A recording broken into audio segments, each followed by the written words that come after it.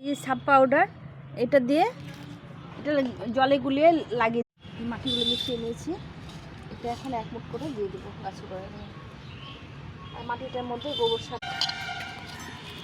দেখো সেই সবগুলো গাছ এর মধ্যে কেটে দিলাম, দিয়ে জল দিয়ে দিলাম। এই এতগুলো ডাল কেটেছি, মাথাগুলো কেটে দিলাম। গাছগুলো কত ঝোপালো হয়েছে। এই যে এখান থেকে কেটেছিলাম, কেটে ফাঙ্গিসাইড লাগিয়ে দিয়েছিলাম।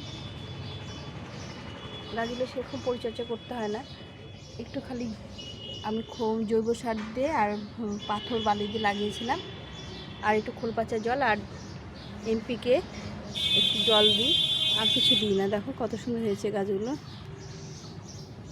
প্রতিটা গাছ দেখো কত সুন্দর গ্রো করে।